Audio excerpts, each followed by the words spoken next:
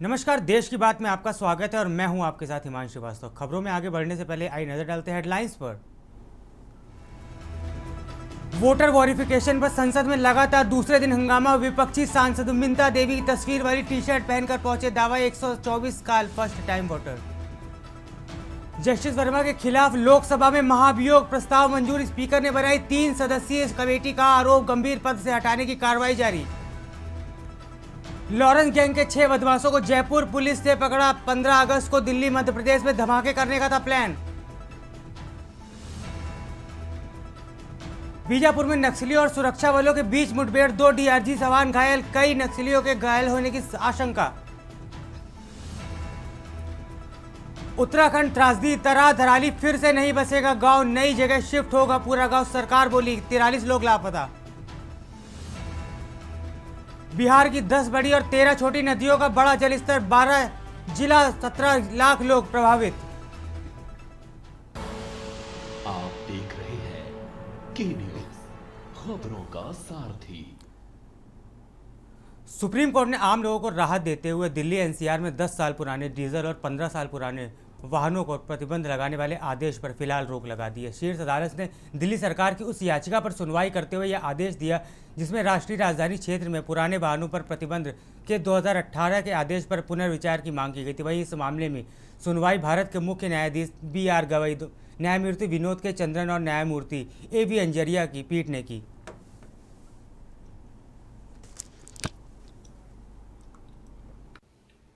आज मानयोग supreme court ने end of life vehicles को लेकर एक बहुत बड़ी राहत दिल्ली के लोगों को और एनसीआर के लोगों को दी है। दिल्ली सरकार ने मानयोग सुप्रीम कोर्ट के आगे एक दरख्वास्त रखी कि जो एंड ऑफ लाइफ व्हीकल्स हैं ये अपनी उम्र से ना देखे जाएं, बल्कि ये कितने किलोमीटर चले हैं इनका पोल्यूशन मापना पैमाना होना चाहिए, इनको बैन करने का, इनकी एंड ऑफ लाइफ मानने का, ना कि उम्र, ना कि एज ऑफ व्हीकल। आज माननीय सुप्रीम कोर्ट ने इसको सुनते हुए एक बार इसकी राहत देते हुए नो करेसिव एक्शन, किसी भी तरीके की 10 साल की डीजल की गाड़ी और 15 साल की पेट्रोल की गाड़ी को उठाया नहीं जाएगा, वो सुरक्षित रहेंगे, अगली तारीख तक इसके ऊपर बड़ी राहत दी है। दिल्ली की माननीय मुख्यमंत्री रेखा गुप्ता जी दिल्ली के लोगों के लिए इस लड़ाई को लड़ रही थी। मैं धन्यवाद करता हूं अपनी माननीय मुख्यमंत्री जी का, और मैं धन्यवाद करता हूं माननीय सुप्रीम कोर्ट का जिन्होंने इस भावना को समझा कि उम्र के लिहाज से व्हीकल बैन नहीं होना चाहिए बल्कि पोल्यूशन के लिहाज से होना चाहिए, और अभी इसके अंदर फौरी तौर पर यह राहत दी है।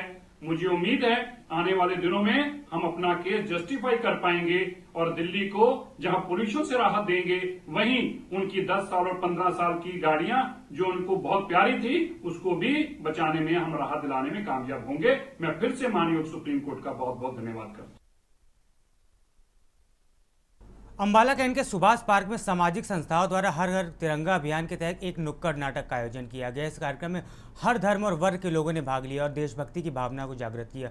सरकार के निर्देश पर यह जागरूकता अभियान पूरे देश में चलाया जा रहा है जिसमें सामाजिक संस्थाएं भी सक्रिय भूमिका निभा रही। नुक्कड़ नाटक के माध्यम से लोगों को हर घर तिरंगा फहराने के महत्व के बारे में बताया गया। इस आयोजन का मुख्य उद्देश्य सभी नागरिकों में देशभक्ति और राष्ट्र प्रेम की भावना को प्रोत्साहित करना है।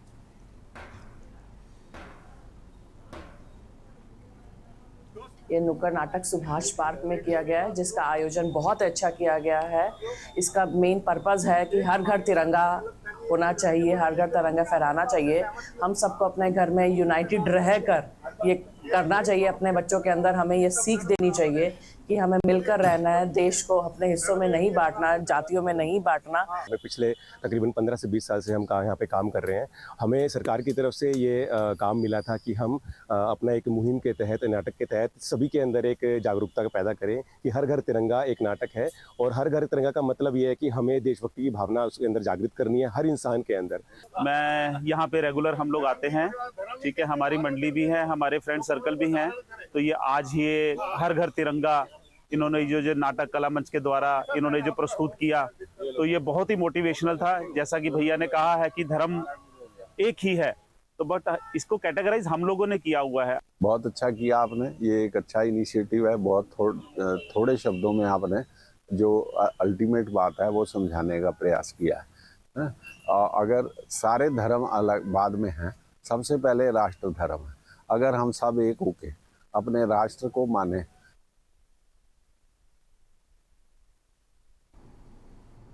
खबर फरीदाबाद से है। 14 अगस्त को राष्ट्र स्तरीय विभाजन विभीषिका कार्यक्रम का आयोजन फरीदाबाद में किया जाएगा, जिसमें प्रदेश भर के 25,000 लोग शामिल होंगे। इस कार्यक्रम में विभाजन के समय भारत पाकिस्तान से आए बुजुर्गों को सम्मानित किया जाएगा और उनकी कुर्बानियों को याद किया जाएगा। हरियाणा विधानसभा के डिप्टी स्पीकर कृष्ण मित्ता ने प्रेस वार्ता में बताया कि कार्यक्रम में मुख्यमंत्री मनोहर लाल खट्टर, केंद्रीय मंत्री नायाब सिंह सैनी, मंत्री विधायक गण मौजूद रहेंगे।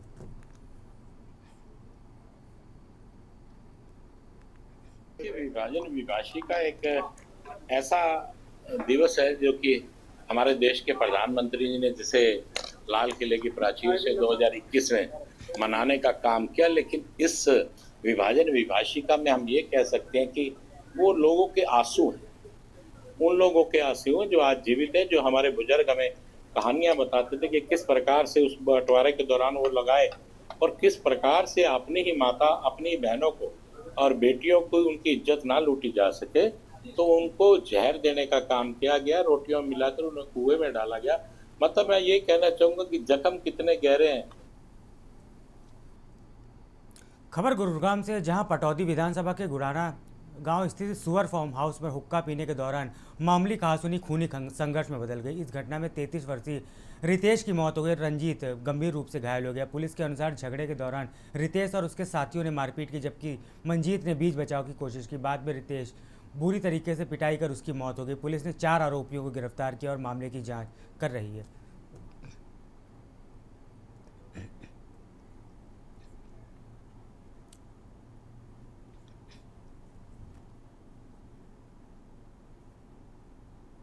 खबर पटियाला से, जहां पीएसपीसीएल-पीएसपीसीएलटी कर्मचारियों द्वारा 3 दिवसीय सामूहिक हड़ताल के पहले दिन विशाल विरोध रैली निकाली गई। यह रैली मुकेश प्रवार दफ्तर के बाहर समाप्त हुई। पीआईबी इंस्प्लाइड ज्वाइंट फोरम, बिजली मुलजिम एकता मंच और जूनियर इंजीनियर्स एसोसिएशन के पावरकॉम मैनेजमेंट और पंजाब सरकार की मानी गई मांगों को लागू करने के लिए संबंधित सर्कुलर जारी करने की मांग की। इसके तहत 11, 12 और 13 अगस्त को हड़ताल का ऐलान किया गया था। पहले दिन बिजली कर्मचारियों ने सर्कल ऑफिस गेट पे जोरदार धरना प्रदर्शन किया था, जिसमें फील्ड और ऑफिस के कर्मचारियों ने काम बंद विरोध प्रदर्शन में भाग लिया था।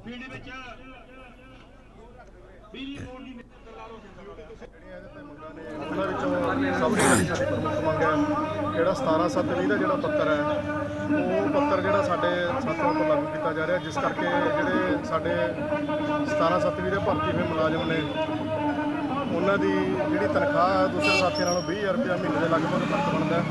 ਇਸ ਕਰਕੇ ਅਸੀਂ ਸਰਕਾਰ ਨੂੰ ਇਹ ਮੀਟਿੰਗ 'ਚ ਵੀ ਇਹ ਗੱਲ ਕਹੀ ਸੀਗੀ ਵੀ ਇਹ ਜਿਹੜੀ ਮੰਗ ਹੈ ਸਾਡੀ ਜਾਇਜ਼ ਮੰਗ ਹੈ, ਲਾਗੂ ਕਰਕੇ। ਉਸ ਤੋਂ ਇਲਾਵਾ ਸਾਡੇ ਸਲੇਸ਼ੇ ਵਾਲੇ ਸਾਥੀ ਨੇ ਉਹਨਾਂ ਤੋਂ 12% ਵਿਆਜ ਦੀ ਜਿਹੜੀ ਵਸੂਲੀ ਕੀਤੀ ਜਾਂਦੀ ਹੈ ਤੇ ਅਸੀਂ ਉਹ ਵੀ ਕਹੇ ਵੀ ਜਿਹੜਾ 12% ਵਿਆਜ ਉਹ ਵੇਵ ਆਫ ਕਰੋ। ਸਾਡੇ ਜਿਹੜੇ ਕੰਟਰੈਕਟ ਦੇ ਕੰਮ ਕਰਦੇ ਆ ਉਹਨਾਂ ਨੂੰ ਰੈਗੂਲਰ ਕਰਨ ਦੀ ਮੰਗ ਹੈ। ਸਾਡੇ ਜਿਹੜੇ ਆਰਟੀਐਮ ਤੋਂ ਸਹਾਇਕ ਲਾਈਨਮੈਨ, ਪੀਐਮ ਤੋਂ ਐਲਡੀਸੀ ਆ, ਥਰਮਲ ਕੇਂਦਰ ਦੇ ਬੰਦੇ ਜਿਹੜੇ। खबर भटिंडा से, जहां पंजाब सरकार द्वारा चलाए जा रहे नशे के विरुद्ध युद्ध स्तरीय अभियान के तहत भटिंडा में विभिन्न जिलों की रक्षा समितियों की बैठक हुई, जिसमें पंजाब के कैबिनेट मंत्री गुरमीत सिंह खुइया विशेष रूप से मौजूद रहे। मीडिया से बातचीत में मंत्री ने कहा कि पंजाब पुलिस और सरकार नशा तस्करों के खिलाफ लगातार कार्रवाई कर रही है। उन्होंने बताया कि रक्षा समितियां गाँव में जाकर लोगों से बातचीत भी कर रही हैं और नशा बेचने वालों की सूचना देने की अपील भी कर रही है। गुरमीत सिंह खडिया ने कहा है कि इस अभियान से नशा तस्करी पर काफ़ी हद तक लगाम लग सकती है।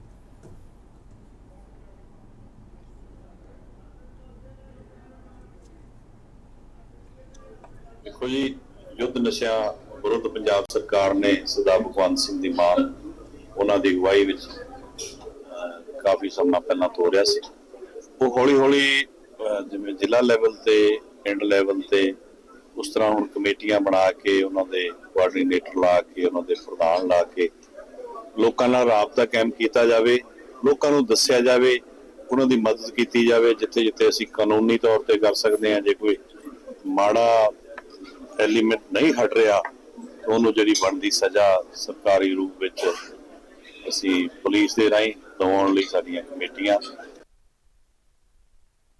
पंजाब के मोगा जिले में स्थित गांव दोनेवाला में एक गंभीर स्वास्थ्य संकट सामने आया है। यह गांव पंजाब के सबसे कम आबादी वाले गांवों में से एक है, जहां कुल 45 गांव और लगभग 300 लोग रहते हैं। गांव में कैंसर और काला पीलिया, हेपेटाइटिस जैसी गंभीर बीमारियां तेजी से फैल रही हैं। हाल ही में गांव की सरपंच के 12 वर्षीय पोते की कैंसर से मौत हो गई थी। इससे पहले भी गाँव में कैंसर और काला पीलिया से 14 लोगों की जान जा चुकी है।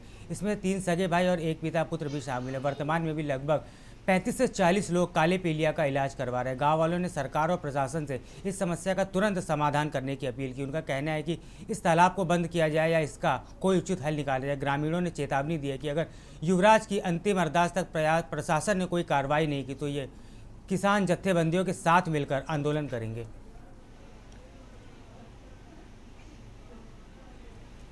कारण तरे हुई है जी, जो भी सानू ये पानी मिल रहा है ये बहुत ही सैंपल भी इन्होंने गए पानी लेके गए आ, पर वो सैंपल साढ़े फेल हो चुके हैं जी। जो पानी वो कहते तड़ा पानी पीण योग नहीं है। उसका कारण है जी नाल साढ़े पिंड दे लगदा फतेहगढ़ पंजूर का जो भी गंदा पानी आ वो सारा साढ़े पिंड के नज़दीक निक्का जिहा छप्पड़ आ, उन्होंने 40-50 फुट डूंगा किया है। तो जिन्ना भी पानी है गंदा पानी सारा दे विच पैंदा है ते उहदा जो भी लैवल साढ़े पानी का खराब हो चुका है जी। पिछले 3 साल ਦੇ 14 ਮੌਤਾਂ ਕੈਂਸਰ ਨਾਲ ਹੋ ਚੁੱਕੀਆਂ ਜੀ। ਤੇ ਕਾਲੇ ਪੀਲੀਏ ਦੇ ਮਰੀਜ਼ ਸਾਡੇ ਪਿੰਡ 'ਚ ਬਹੁਤ ਜ਼ਿਆਦਾ ਆ। ਔਰ ਗੰਦੇ ਪਾਣੀ ਕਰਕੇ ਸਾਡਾ ਪਿੰਡ ਬਹੁਤ ਭਿਆਨਕ ਸਥਿਤੀ ਦੇ ਵਿੱਚ ਹੈ ਇਸ ਟਾਈਮ। ਜੇ ਗੱਲ ਕਰੀਏ ਤਾਂ ਸਰਕਾਰਾਂ ਵੱਲੋਂ ਸਿਹਤ ਸਹੂਲਤਾਂ ਨੂੰ ਲੈ ਕੇ ਵੱਡੇ ਵਾਅਦੇ ਕੀਤੇ ਜਾਂਦੇ ਨੇ, ਪਰ ਇੱਕ ਪਾਸੇ ਜੇ ਪਿੰਡ ਦਾਨੇਵਾਲ ਦੀ ਗੱਲ ਕਰੀਏ ਤਾਂ ਲਗਾਤਾਰ ਮੌਤਾਂ ਦਾ ਸਿਲਸਿਲਾ ਜਾਰੀ ਹੈ। ਪਰ ਸਿਹਤ ਸਹੂਲਤਾਂ ਦੀ ਸਰਕਾਰ ਦਾਅਵੇ ਕਰਦੀ ਆ, ਤੇ ਇੱਕ ਠੋਕੀ ਐਡਵਰਟਾਈਜ਼ਮੈਂਟ ਆ ਜਾਂ ਬੋਰਡਾਂ ਜਾਂ ਟੀਵੀਆਂ ਦੇ ਉੱਪਰ। ਸਰ ਕਹਿਣਾ ਕਿ ਸਾਡਾ ਮੁੱਖ ਕਾਰਨ ਜਿਹੜਾ ਬਿਮਾਰੀਆਂ ਦਾ ਉਹ ਪਾਣੀ ਹੈ। ਸਾਡੇ ਪਿੰਡ ਦੇ ਨਾਲ ਛੱਪੜਿਆ ਫਤਿਹਗੜ੍ਹ ਪੰਜੂਰ ਦਾ ਪਾਣੀ ਆਣ ਕੇ ਪੈਂਦਾ, ਉਹਦੇ ਤੋਂ ਸਾਰੀਆਂ ਬਿਮਾਰੀਆਂ ਜਿਹੜੀਆਂ ਸਾਡੇ ਪਿੰਡ ਨੂੰ ਲੱਗੀਆਂ ਭਿਆਨਕ ਬਿਮਾਰੀਆਂ ਨੇ, ਕੈਂਸਰ ਆ, ਕਾਲਾ ਪੀਲੀਆ ਵਰਗੀਆਂ ਬਿਮਾਰੀਆਂ ਨੇ ਜਿਨ੍ਹਾਂ ਨੇ ਸਾਰੇ ਪਿੰਡ ਨੂੰ ਜਕੜਿਆ ਹੈ। ਇਹ ਵੀ ਪਤਾ ਲੱਗਾ ਤੁਹਾਡੇ ਵੀ ਘਰੋਂ ਮੇਰੀ ਮਿਸੇਜ ਦੀ ਡੈਥ ਹੋਈ ਹੈ ਜੀ 2022 ਦੇ ਵਿੱਚ ਕੈਂਸਰ ਨਾਲ ਹੋਈ ਉਹਨਾਂ ਦੀ।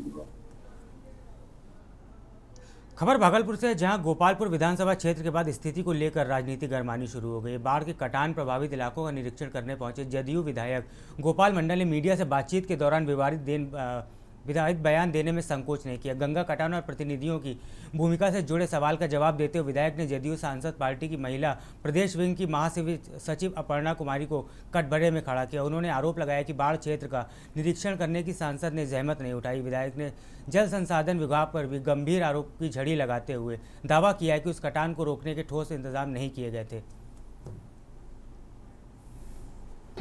स्थिति भयावह है। हम तो भागलपुर जिला का पूर्ण रूप से देखते हैं। ये तो यहाँ का ही है। मसारू देखिए कट के आप लोग भी देखे हैं। मतलब 200-250 घर में 10 घर बचा है, कुछ व्यवस्था नहीं। और ये लचर व्यवस्था है विभाग का, जल साधन विभाग का। ये लोग लूटने का काम करता है। ये काम चैत बैसाख में करवाना चाहिए, जिस टाइम में पानी का जल स्तर नीचे रहता है। उसके बाद हम जानते हैं कि 40 फीट गड्ढा करके अगर जियो बैग पैकिंग किया जाएगा, फिर ऊंचाई गांव के ऊपर कर देगा, वो नहीं कट सकता है। जिले में भारतीय कम्युनिस्ट पार्टी ने चौथम प्रखंड अपना सम्मेलन आयोजित किया। यह सम्मेलन सीपीआई के अंचल मंत्री अजय कुमार सिंह की अध्यक्षता में हुआ। पार्टी के राष्ट्रीय परिषद सदस्य प्रभाकर सिंह ने बताया कि सीपीआई की इस समय देश भर में सम्मेलन आयोजित कर रही है। 8 से 12 सितंबर तक पटना में राज्य सम्मेलन होगा, जिसकी शुरुआत 8 सितंबर को एक बड़ी रैली से होगी। इसके बाद 21 से 25 सितंबर तक चंडीगढ़ में पार्टी का राष्ट्रीय महाधिवेशन होगा। भारतीय कम्युनिस्ट पार्टी सम्मेलन अभी हम अंचल और जिला सम्मेलन को संपन्न किए हैं।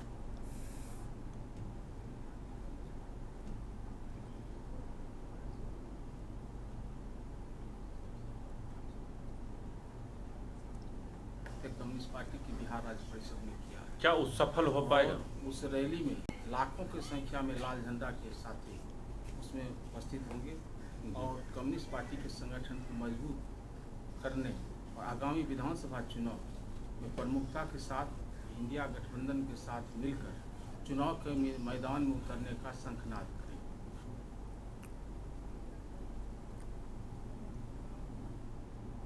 खबर खगड़िया से, जहां शहर के कोसी महाविद्यालय मैदान में मंगलवार को आयोजित मुख्यमंत्री विद्युत उपभोक्ता जन संवाद कार्यक्रम में जिला पदाधिकारी नवीन कुमार, उप विकास आयुक्त अभिषेक परसालिया, अन्य पदाधिकारियों सहित एनडीए नेताओं की गरिमामयी और उपस्थिति उपभोक्ताओं को भारी भीड़ देखने को मिली। प्रोजेक्ट के माध्यम से मुख्यमंत्री नीतीश कुमार का सीधा संवाद सुनने के लिए महिलाओं सहित बड़ी संख्या में आम नागरिक पहुंचे। एक संवाद के दौरान मुख्यमंत्री नीतीश कुमार, उप मुख्यमंत्री सम्राट चौधरी और ऊर्जा मंत्री विजेंद्र प्रसाद यादव ने सरकार की महत्वाकांक्षी योजना घरेलू विद्युत उपभोक्ताओं को प्रति माह 125 यूनिट के मुफ्त बिजली के बारे में विस्तार से जानकारी दी।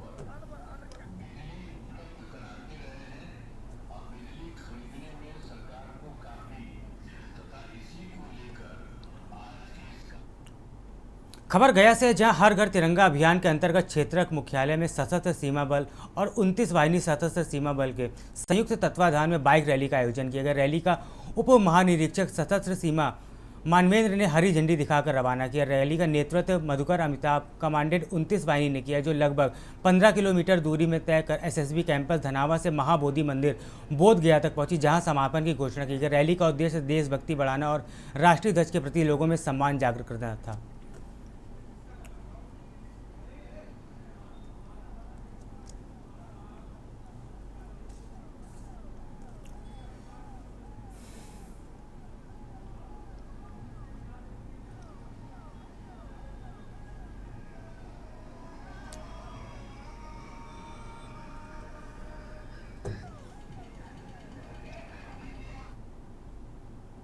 बिहार के जुमई के चकाई में मंगलवार को चंदन सिंह फाउंडेशन द्वारा निकाली गई तिरंगा यात्रा को प्रशासन ने रोक दिया। इस दौरान आयोजक चंदन सिंह और प्रशासनिक अधिकारियों के बीच बहस भी हुई। यात्रा को रोके जाने के बाद चंदन सिंह और उनके समर्थक वापस लौट गए। चंदन सिंह फाउंडेशन की ओर से निकाली गई इस यात्रा का नेतृत्व खुद चंदन सिंह कर रहे थे।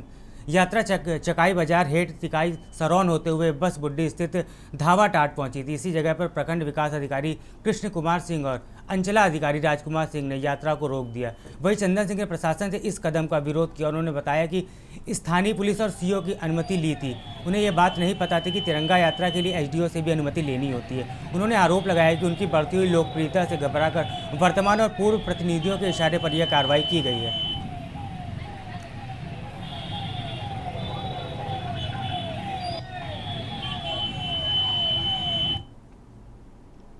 खबर गया जी से, जहां बाराचट्टी थाना पुलिस ने जीटी रोड पर वाहन चेकिंग के दौरान झारखंड से मैजिक वाहन से तस्करी कर ले जा रही विभिन्न ब्रांड की विदेशी शराब बरामद कर 2 तस्करों को साथ में इसके गिरफ्तार किया है।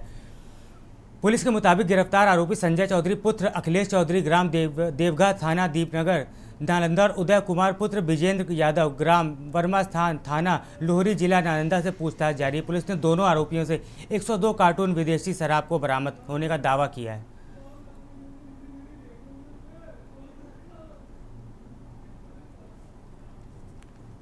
खबर सुपौल से, जहां राधोपुर थाना क्षेत्र के लक्ष्मीपुर वार्ड संख्या 2 में अज्ञात हमलावरों ने एक व्यक्ति को पीट कर गंभीर रूप से घायल कर दिया। मौके पर मौजूद लोगों ने घायल के इलाज के लिए उसे राधोपुर रेफरल अस्पताल पहुंचाया, जहां डॉक्टरों ने प्राथमिक उपचार के बाद उसे हायर सेंटर रेफर कर दिया। बेहोशी टूटने पर घायल मुकेश यादव ने बताया कि हमलावरों को वो पहचानता नहीं है, साथ ही किसी से भी रंजिश होने की बात से उसने साफ इनकार किया। फिलहाल पुलिस मामले की जाँच कर रही है। लड़े तड़े पहले, लेकिन एने नहीं रहे, पहले रहे लड़े। तै के बाद जैसे शाम में मछली तछली खेल के सुत रहे, सुतले तो हमें 1 बजे उठलिए तो देखलिए ओकरा जैसे से सुतल रहे। हम सब कुछ देख लिया, फिर हम सीधे हमारे खिड़की खुले रहे, गेटो खुले रहे, मोबाइल चार्ज में लगा दलका आया जाकर सुत रहे। सुतले तै के बाद हम नहीं जान लिए कुछो न। और हम तो चार्ज में भोर में देखलिए सब हला करिए। आपको कैसे जानकारी मिली?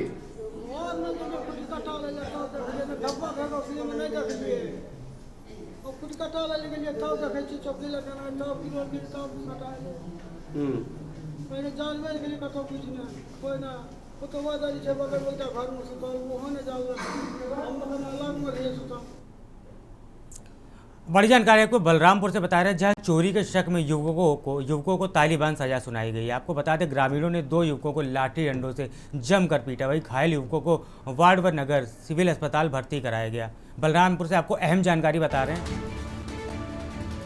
2 युवकों को दी गई है तालिबानी सजा। तस्वीरों में आप साफ देख सकते हैं किस तरह से 2 युवकों को लोग पीट रहे हैं। घायल युवकों को वार्डनगर सिविल अस्पताल में भर्ती कराया गया है। अहम जानकारी आपको बलरामपुर से बता रहे हैं। चलगरी पुलिस ने एफआईआर दर्ज कर मामले की जांच पड़ताल में जुट गई है। अहम जानकारी आपको बलरामपुर से बता रहे हैं। चोरी के शक में 2 युवकों को यहां पर तालिबानी सजा दी गई है। ग्रामीणों ने 2 युवकों को लाठी डंडों से जमकर पीटा है।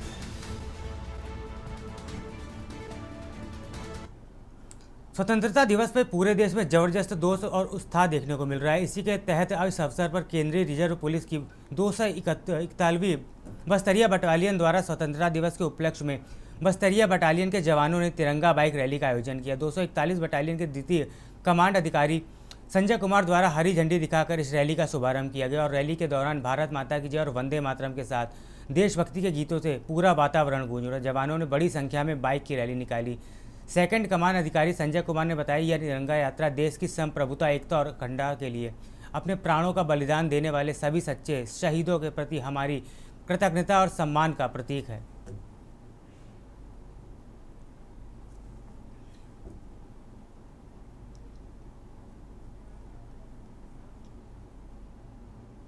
बलरामपुर जिले के वाड्रफ नगर में विधानसभा क्षेत्र के विधायक शकुंतला सिंह पोर्ते ने मोर अभियान के तहत घर घर हरेश्वर महादेव मंदिर चौकी में रैली निकाली। इसके साथ ही नगर चौकी से भ्रमण करते हुए राजीव गांधी होते हुए हाई स्कूल ग्राउंड में समाप्त किया गया। भ्रमण के दौरान हजारों की संख्या में ब्लॉक के सभी विभाग के अधिकारी, कर्मचारी और स्कूली छात्र छात्राओं, महिलाओं के साथ तिरंगा यात्रा निकाली गई। लोगों को हर घर में तिरंगा लगाने की बात भी की गई। हमारा देश किसी से कमज़ोर नहीं है।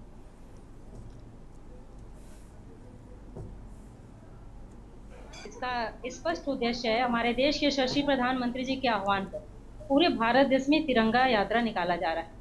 हम सभी जानते हैं कि हम इतनी आसानी से आज़ाद नहीं हुए थे।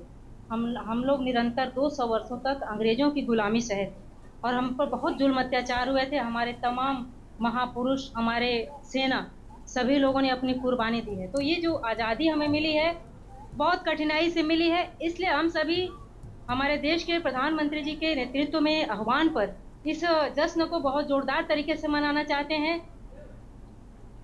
कबीरधाम जिले के रेंगाखार परिक्षेत्र सुतिया में वन विभाग और अवैध रेत खनन पर बड़ी कार्रवाई हुई जो लंबे समय से चल रही थी। इस अवैध कारोबार पर रोक लगाते हुए विभाग ने 5 ट्रैक्टर ट्रॉली को जब्त किया है। वन विभाग के अधिकारियों के अनुसार बिना अनुमति के नदी किनारों से रेत निकाली जा रही थी और उसे दूसरे जिलों में बेचा जा रहा था। इस अवैध खनन से न सिर्फ पर्यावरण को भारी नुकसान हो रहा था बल्कि सरकार के राजस्व का भी भारी घाटा हो रहा था। अब विभाग ने अवैध खनन में शामिल लोगों के खिलाफ वन अधिनियम के तहत कार्रवाई शुरू कर दी है। अभी रेंगाखार में जो हमारा रामपुर बीट पड़ता है वहाँ पर पिछले 2-3 दिन में हमने 5 ट्रैक्टर जब्त की है और उसका जब्तीनामा बना के उसका पीआर फाड़ा है। अभी उसकी राजसात की प्रक्रिया जो एसडीओ साहब करते हैं तो उनके पास वो प्रक्रियाधीन है। 5 ये जो ट्रैक्टर पकड़ी हमने तो रेत के साथ ही पकड़ी है। सड़क किनारे रामपुर के पास, रामपुर से सुतिया जो रास्ता है उसी के किनारे उत्खनन हो रहा था तो मौके में हमारी टीम गई थी सुबह सुबह और ये 5 गाड़ी को फिर जब्ती करके अभी वो वहीं पर खड़ी है और उसकी राजसात की प्रक्रिया चल रही है। फिलहाल वक्त हो चला है छोटे से ब्रेक का, जल्द लौटेंगे। आप देख रहे हैं के न्यूज़, खबरों का सारथी। ब्रेक के बाद आपका स्वागत है। पंचायत मंत्री के गृह जिले क्षेत्र में पंचायत सचिव व रोजगार सहायक का भ्रष्टाचार का कारनामा सामने आया जिसको लेकर काफ़ी संख्या में बैगा आदिवासी कलेक्ट्रेट कार्यालय पहुंचकर कलेक्टर के नाम से ज्ञापन सौंपा है। वहीं बैगा आदिवासियों का आरोप है कि कांदावनी, बिरहुल और ढीह जैसे गाँवों में आदिवासी बैगा के नाम से प्रधानमंत्री आवास योजना के तहत लगभग 200 आवास पाए हुए हैं जिसे लगभग 2 साल होने जा रहा है, बावजूद अब भी अधूरा पड़ा है जबकि आवास का तीसरा किस्त अभी जारी हो चुकी है। वहीं ग्रामीणों ने यह भी आरोप लगाया है कि रोजगार सहायक व पंचायत सचिव के द्वारा आवास बनाने के नाम पर हमें बैंक ले जाकर अंगूठा लगाकर पैसे आहरण कर लेता है, बावजूद अब तक हमें लोगों का आवास नहीं बन पाया है। साथ ही जिला प्रशासन के द्वारा सारे पैनल को लगाया गया जो लगभग 2 माह से खराब पड़ा है। जिम्मेदार अधिकारी सुध लेने को तैयार नहीं है।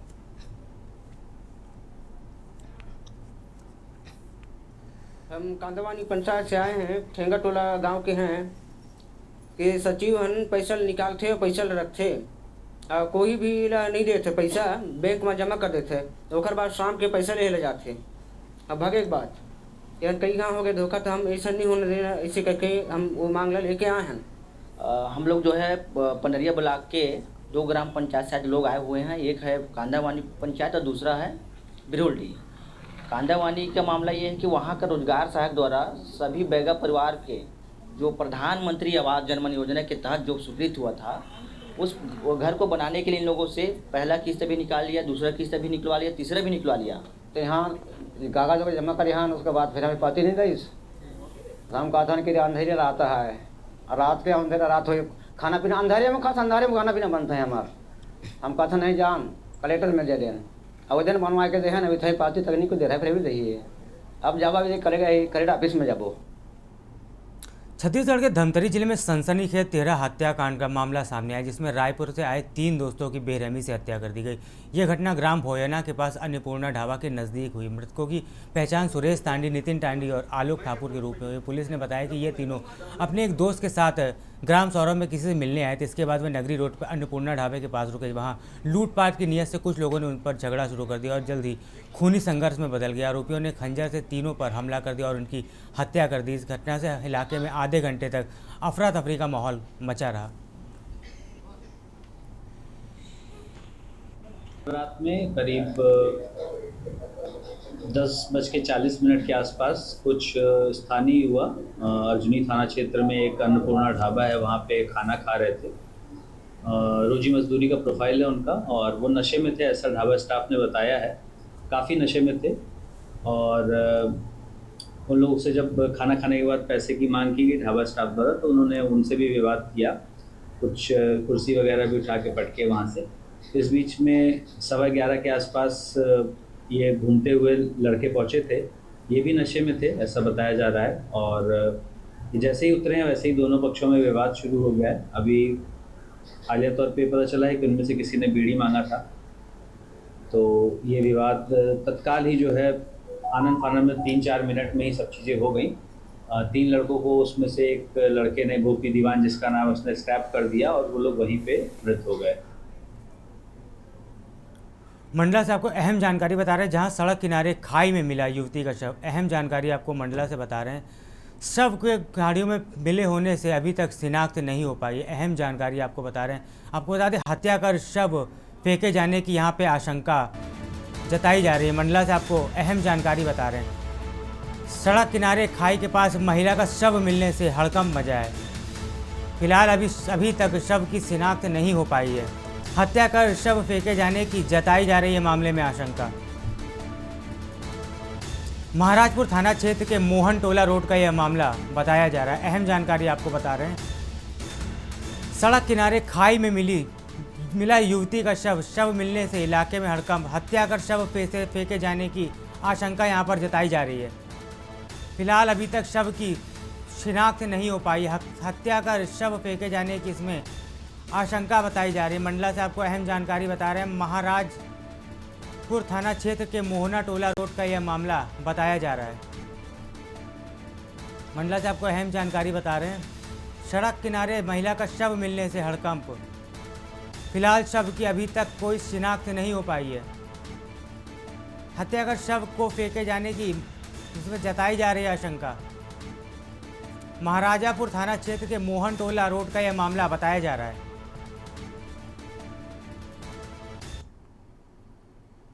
खबर मैहर से है, जहां बेरमा मंडल ने आज तिरंगा यात्रा का अद्भुत नज़ारा देखने को मिला। यात्रा में शामिल तमाम लोग देशभक्ति और राष्ट्रीय एकता का संदेश देते हुए गंतव्य की ओर बढ़ते रहे। इस भव्य तिरंगा यात्रा का शुभारंभ महेंद्र हुआ और समापन कट्टी बाबा आश्रम स्थित संपत साहू स्मारक पर किया गया। समापन पर स्थानीय विधायक श्रीकांत चतुर्वेदी ने शहीद स्मारक पर पुष्पांजलि अर्पित कर सभी को संबोधित किया। इस दौरान मंडल अध्यक्ष दिनेश कुशवाहा, यात्रा प्रभारी आदि मौजूद रहे।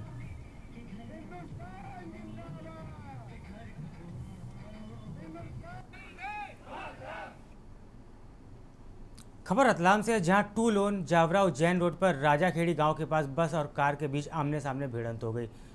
बस नागदा की तरफ से जावरा जा रही थी। कार सवार नागदा क्षेत्र के एक ही परिवार के उकेडिया गांव से कार्यक्रम में शामिल होकर जावरा वापस लौट रहे थे, तभी दोनों गाड़ियां हादसे का शिकार हो गई। बताया जा रहा है कि अचानक टायर के फटने से बस संचालक का स्टीयरिंग से नियंत्रण नहीं रहा, जिससे गाड़ी कार से टकरा गई। असंतुलित होकर बस किनारे का और सड़क के नीचे उतर गई, जबकि कुछ हिस्से रोड पर आड़ा हो गया, जिसके जाम की स्थिति बनने लगी। हादसे में कार सवार 7 लोगों और एक महिला बस यात्री को 108 एम्बुलेंस में जावरा के सिविल अस्पताल भर्ती कराया गया, जिनमें से 2 लोगों को गंभीर इलाज के लिए जिला अस्पताल रेफर किया गया।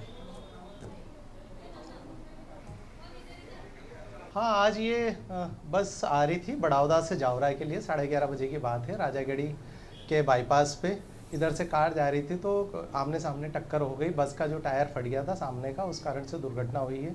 दुर्घटना में करीब कार में सवार 7 लोग इंजर्ड हुए हैं और एक बस में महिला बुजुर्ग बैठे थे, वो इंजर्ड हुए। सभी को तत्काल अस्पताल पहुंचा दिया है और प्रारंभिक इलाज करवाया है। तेज चल रही थी बस, वो तो कहाँ से कहाँ जा रहे थे? हम आयाना जावरा आ रहे थे, आयाना से जावरा से आयाना जाना था। कौन सी बस थी और कितनी बड़ी? ये 12 की बस थी शायद। कौन कौन थे बस के अंदर? मेरी बुआ जी ने, मेरी मम्मी। नागदा से उकेड़िया गए थे। क्या कार्यक्रम था? क्या कार्यक्रम में वहाँ से जिम के ने निकले, बस वाले ने टक्कर मार दी। बस कौन सी बस थी और स्पीड में थी क्या बस? पता नहीं, बस बहुत स्पीड में थी। आप काई में सवार थे? कार में। कितने लोग सवार थे? 6-7 जने थे हम। कितने लोगों को लगी है? सबको लगी।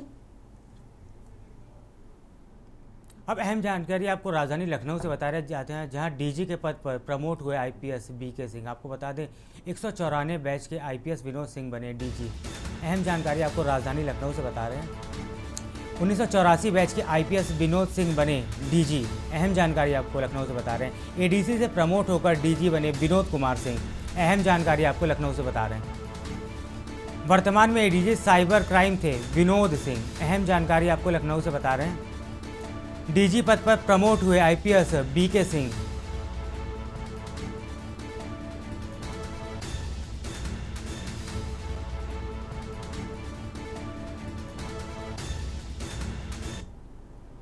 उन्नाव से आपको इस वक्त की अहम जानकारी बता रहे हैं, जहां एसडीएम प्रज्ञा पांडे ने ताबड़तोड़ यहां पर छापेमारी की है। आपको बता दें उर्वरक विक्रेताओं के पास पहुंचकर उनकी जांच पड़ताल भी की गई है। अहम जानकारी आपको उन्नाव से बता रहे हैं,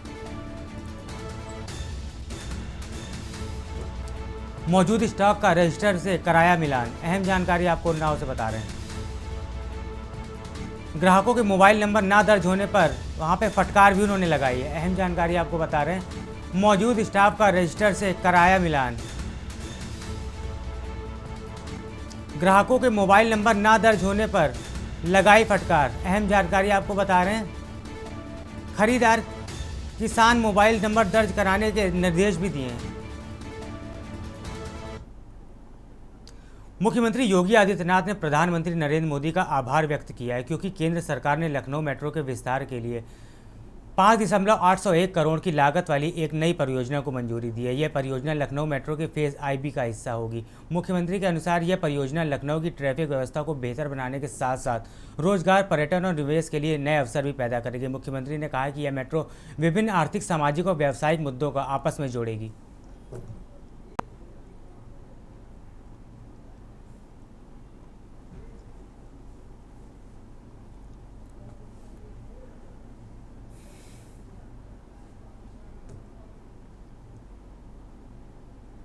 बलिया में वर्ष 2002 से 2005 के बीच खाद्यान्न घोटाले में फरार चल रहे एक आरोपी को गिरफ्तार कर लिया गया है। इकोनॉमिक डिफेंस विंग की टीम ने तत्कालीन कोटेदार सुनील कुमार को इस मामले में पकड़ा। यह घोटाला ग्रामीण रोजगार योजना के तहत हुआ था। इस योजना के तहत बलिया में कुछ विकास कार्य होने थे, लेकिन वह काम मानकों के अनुसार नहीं हुए थे।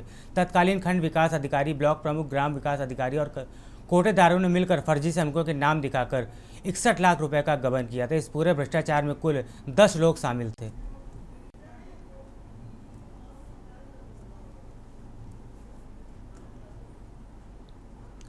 स्वतंत्रता दिवस के मौके पर पूरे देश में तिरंगा यात्राओं का आयोजन चल रहा है। ऐसी एक भव्य रैली का आयोजन नगर पंचायत मोहान में भी किया गया, जिसमें सैकड़ों लोगों ने देशभक्ति का संदेश दिया। इस रैली में भाजपा के विधायक ब्रजेश रावत मुख्य अतिथि के रूप में शामिल हुए। गांधी मिशन इंटर कॉलेज से शुरू हुई यह तिरंगा यात्रा पूरे शहर के मुख्य मार्गों से होते हुए तिराहे पे आकर संपन्न हुई।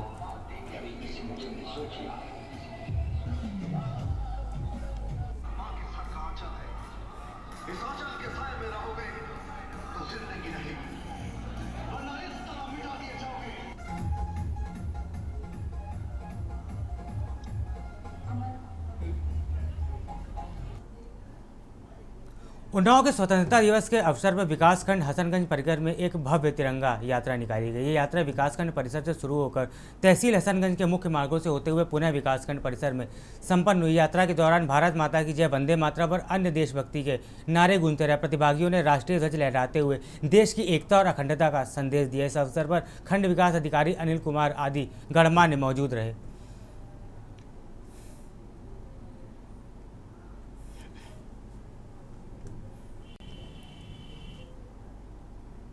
खबर कानपुर से, जहां पीएम नरेंद्र मोदी सहित भाजपा नेतृत्व के आह्वान पर पार्टी के जिला अध्यक्ष ग्रामीण उपेंद्र नाथ पासवान के नेतृत्व में भव्य तिरंगा यात्रा निकाली गई। इस दौरान यात्रा में शामिल नेताओं कार्यकर्ताओं ने राष्ट्रीय एकता और अखंडता बनाए रखने का संकल्प लिया। यात्रा की शुरुआत भारत माता की प्रतिमा पर माल्यार्पण कर और पुष्प अर्पित करने के साथ हुई। यात्रा सजेती से प्रारंभ होकर अन्य गांवों से होकर बिहारेश्वर मंदिर पहुंची, जहां पर समापन की घोषणा की गई। तिरंगा यात्रा में विभिन्न विद्यालयों की भी सहभागिता रही।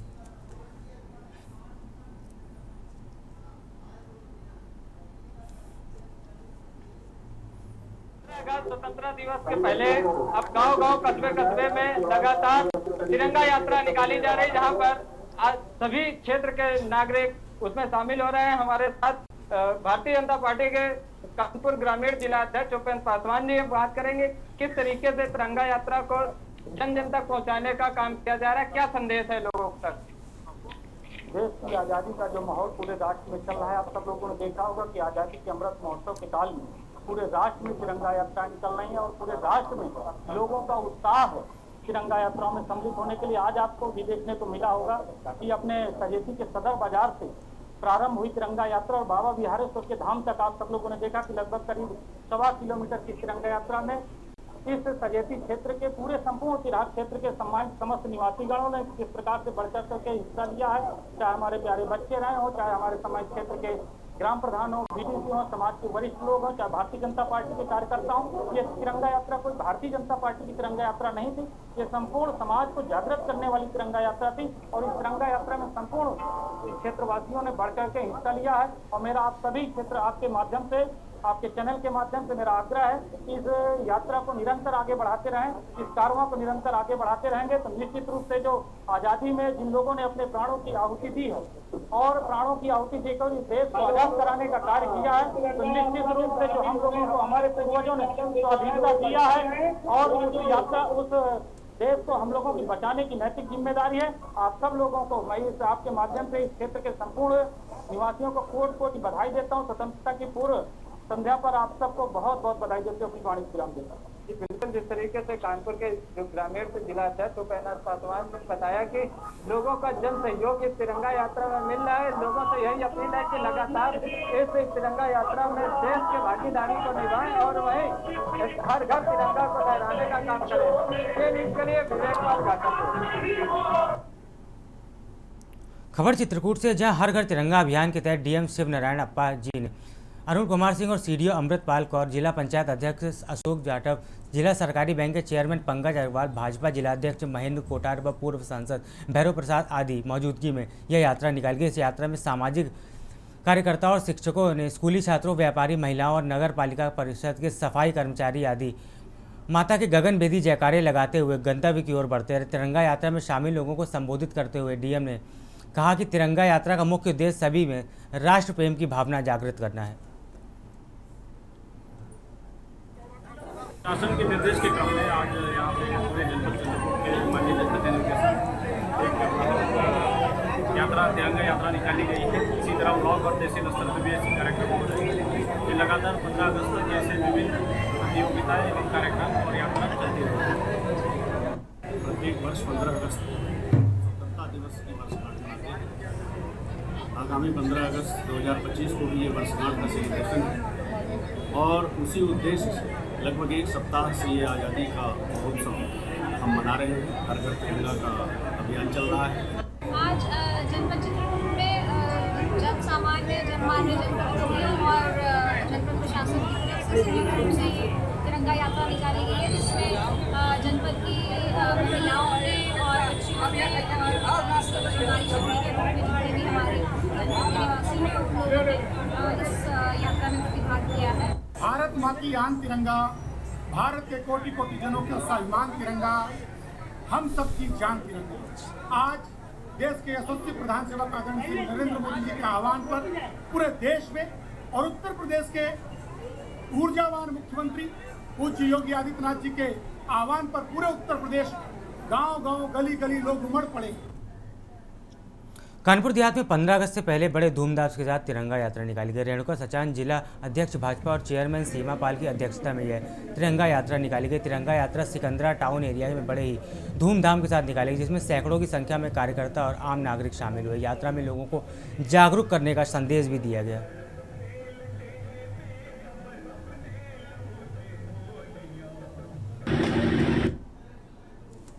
सिकंदरा में निकाली गई है।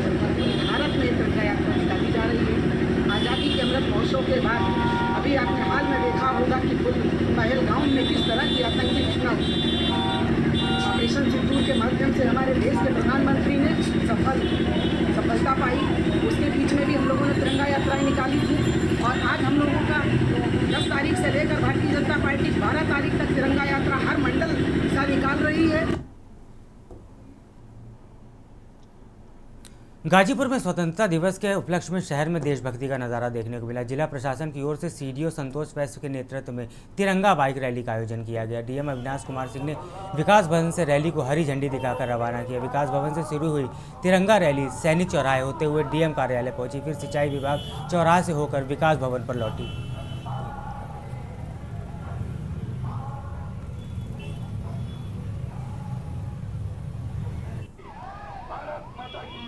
स्वतंत्रता दिवस के अवसर पर हर घर तिरंगा अभियान चलाया जा रहा है। उसी के दृष्टिगत लोगों में जागरूकता और स्वतंत्रता दिवस के उपलक्ष्य पे एक सामाजिक सौहार्द और आपसी सद्भाव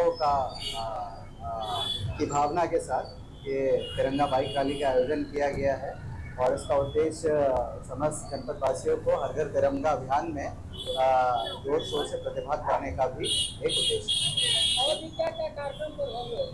देखिए, विभिन्न कार्यक्रम इस तरीके की तिरंगा रैली सभी तहसीलों में और ब्लॉक्स पे भी आयोजित करने का प्रयास किया जा रहा है, वहाँ पर भी किया जा रहा है। खबर श्रावस्ती से, जहां हर घर तिरंगा को फहराने के लिए प्रशासनिक अमले ने ताकत झोंक दी। इसी के तहत आज सुबह कलेक्ट्रेट परिसर पर भव्य तिरंगा रैली निकाली गई। जिलाधिकारी अजय द्विवेदी ने पुलिस अधीक्षक घनश्याम चौरसिया व सीडीओ की मौजूदगी में इसका उद्घाटन किया। अधिकारियों के आमंत्रण पर जनप्रतिनिधियों सहित सैकड़ों नागरिक भी रैली में शामिल हुए। तिरंगा रैली में शामिल सभी लोग बाइक्स पर सवार होकर तिरंगा लहराते हुए गर्म ज्योति से भारत माता के जयकारे लगाकर आगे बढ़ते रहे।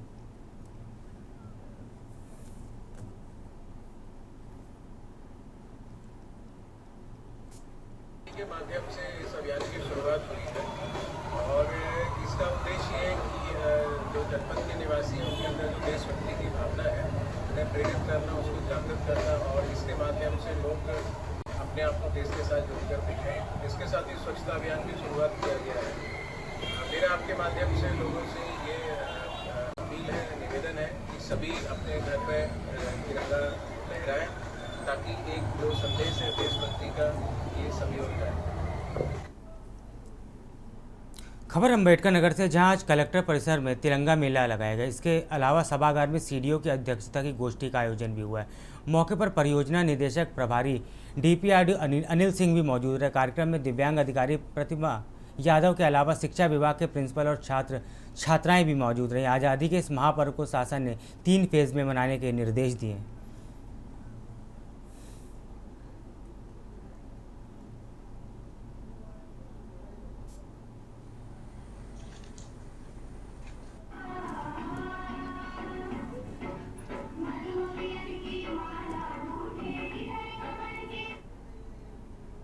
कानपुर में कांग्रेस ग्रामीण इकाई ने भारतीय निर्वाचन आयोग के खिलाफ जोरदार विरोध प्रदर्शन किया। कांग्रेस प्रदेश ग्रामीण के अध्यक्ष संदीप शुक्ला ने कहा कि निर्वाचन आयोग की हालिया कार्यशैली में देश के लोकतंत्र और संविधान पर गहरा संकट खड़ा कर दिया। उन्होंने आरोप लगाया कि अब आयोग की निष्पक्षता पर सवाल उठने लगे हैं।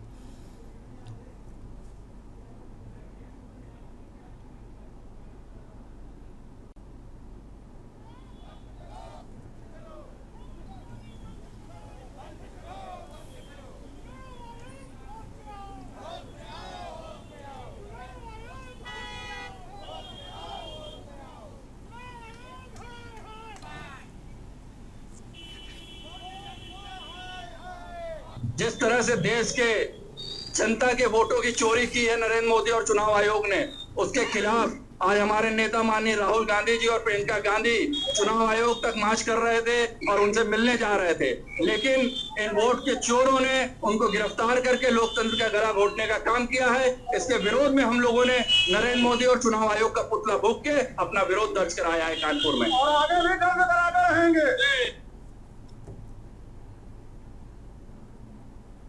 खबर झांसी से, जहां अपर सत्र न्यायाधीश पास्को एक्ट नियाज अहमद अंसारी ने हत्या के आरोपी को सजा का ऐलान किया। न्यायाधीश ने मृतका के पति सुदामा पप्पू उर्फ पदवेंद्र और निहाल आदि को आजीवन कारावास की सजा सुनाई। बता दें, कोतवाली क्षेत्र शनि मंदिर के पास 4 जनवरी 2014 को महिला शिवा की हत्या कर दी गई थी। हत्या की पृष्ठभूमि में मृतका शिवा के साथ सुदामा की भी दूसरी शादी थी, जिससे अन्य साथियों की मदद से ज़मीन के विवाद में पत्नी की हत्या कर दी थी। हत्या के दौरान मृतका की बेटी राधा और बेटा भी मौजूद था, जिन्हें पुलिस ने गवाह के तौर पर पेश किया था। न्यायाधीश मुकदमे की सुनवाई पूरी कर आज इस पर फैसला सुनाया है।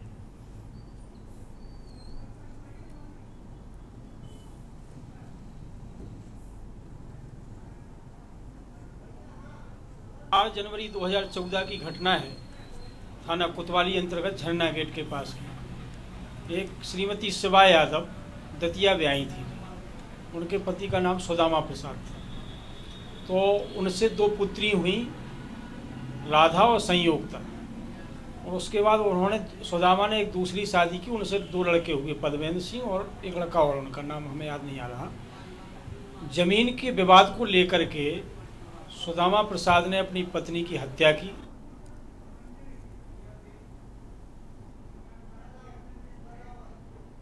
फिलहाल वक्त तो चला छोटे से ब्रेक का, जल्द लौटेंगे। आप देख रहे हैं के न्यूज, खबरों का सारथी।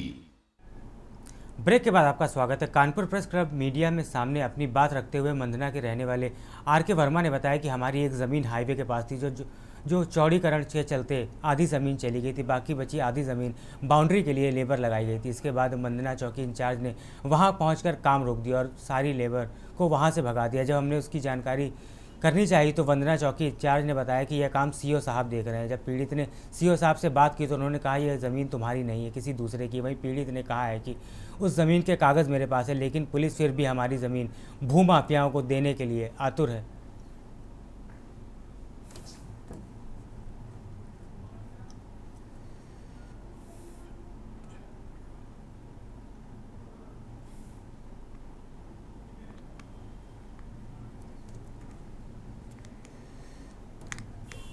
ये जो हम वार्ता करने के लिए आए हैं, ये एचपी हमारा प्लाट है जो कि नारामो में स्थित है। हमारे 3 प्लाट थे जिसकी बाउंड्री गिर गई थी। आधा प्लाट हमारा नेशनल हाईवे के चौड़ीकरण में चला गया था, जिसकी बाउंड्री हम दोबारा करा रहे थे तो कुछ भूमाफियाओं द्वारा हमारा काम रोकवा दिया गया, जिसमें मंदना चौकी का इन्वॉल्व होने का पूरा वो था।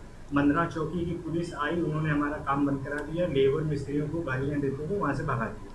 जब हमने इस बात की उन्होंने बात करी फादर ने, हमारे डॉक्टर अनवर अहमद ने, तो उन्होंने कहा कि ये मामला सीओ साहब देख रहे हैं, आप इस पर बात करिए। चंदौली जनपद के सैयद राजा थाना क्षेत्र के खेदाई नारायणपुर गांव में निवासी 38 वर्षीय शैलेश मिश्रा की सेल टैक्स विभाग की चेकिंग के दौरान मौत हो गई। दुर्घटना के बाद सेल टैक्स विभाग के अधिकारी डीपी सिंह और उनके साथ कर्मी मौके से फरार हो गए। परिजनों ने इनके द्वारा घर से बुलाकर हत्या करने का अंदेशा लगाया। दुर्घटना के बाद मृतक के मोबाइल से भी छेड़खानी की गई है। बातचीत व फोटो डिलीट करने के भी परिजनों ने आरोप लगाए हैं।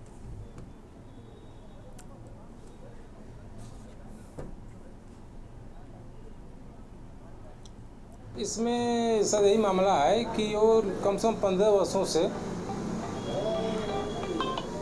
वर्षों से सेल टैक्स में गार्ड के पद पर रहते हैं। और जब भी कोई कहीं भी चेकिंग करते हैं, अधिकारी लोग आते हैं, फ़ोन से बुलाते हैं और वहाँ पे ड्यूटी कराते हैं 8 घंटे की, जब उनका बैच आता है तब। हम लोगों को ये पता चला कि कल 1 बजे रात को कोई सेल टैक्स के असिस्टेंट कमिश्नर थे डीपी सिंह, किसी सेल टैक्स के ऑफिसर द्वारा इन शैलेश जी को फ़ोन करके बुलाया जाता है।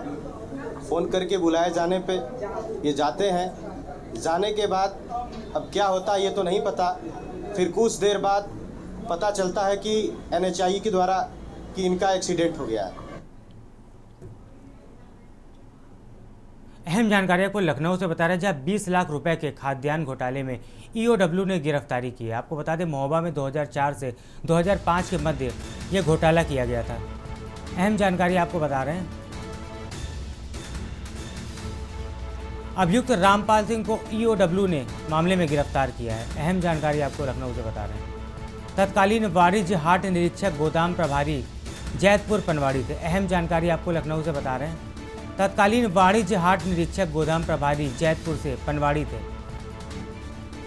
मामले में 6 आरोपियों को दोषी पाया गया। अहम जानकारी आपको लखनऊ से बता रहे हैं, 4 अभियुक्तों के विरुद्ध ईओडब्ल्यू द्वारा पूर्व में आरोप पत्र प्रेषित किया गया। अहम जानकारी आपको लखनऊ से बता रहे हैं, ईओडब्ल्यू ने इंदिरा नगर कॉलोनी जनपद मुजफ्फरनगर से यह गिरफ्तारियां की हैं। अहम जानकारी आपको बता रहे हैं, 20 लाख रुपए के खाद्यान्न घोटाले में ईओडब्ल्यू ने बड़ी कार्रवाई की है।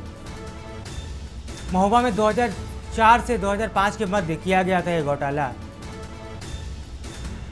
अभियुक्त रामपाल सिंह को ईओडब्ल्यू ने गिरफ्तार किया है। अहम जानकारी आपको लखनऊ से बता रहे हैं, तत्कालीन वाणिज्य हाट निरीक्षक गोदाम प्रभारी जैतपुर पनवाड़ी थे। अहम जानकारी आपको लखनऊ से बता रहे हैं,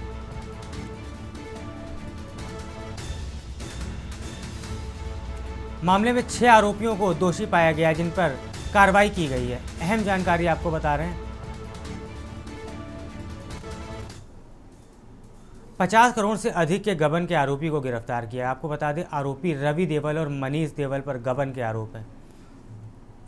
लखनऊ से आपको एक और अहम जानकारी बता रहे हैं, ईओडब्ल्यू ने दोनों को गिरफ्तार किया है। अहम जानकारी आपको लखनऊ से बता रहे हैं, रवि देवल और मनीष गबन के आरोपियों को गिरफ्तारी हुई है। अहम जानकारी आपको लखनऊ से बता रहे हैं, 50 करोड़ से अधिक का दोनों ने गबन किया था, जिसके बाद ईओडब्ल्यू ने दोनों को गिरफ्तार किया है।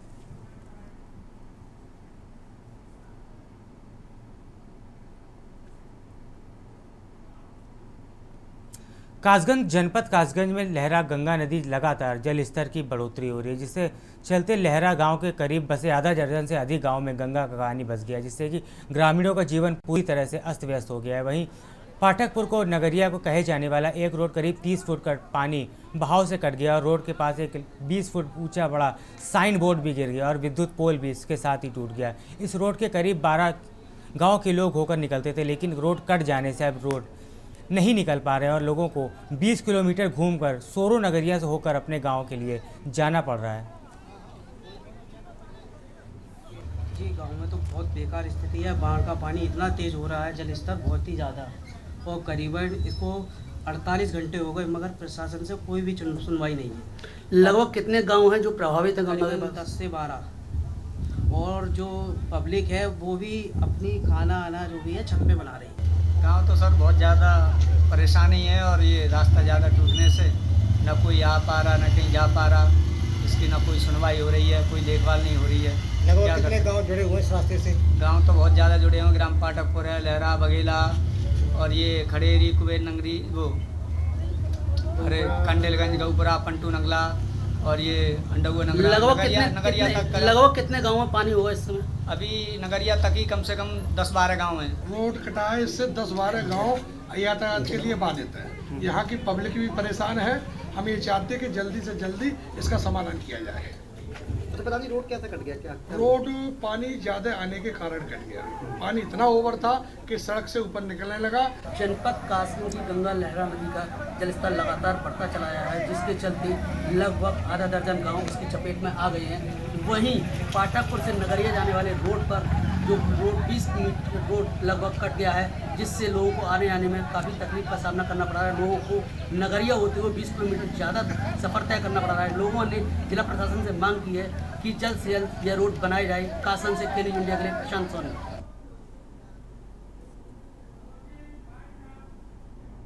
देश की बात में फिलहाल इतना ही। आप बने रहिए के न्यूज़ इंडिया के साथ। नमस्कार। आप देख रहे हैं के न्यूज़, खबरों का सारथी।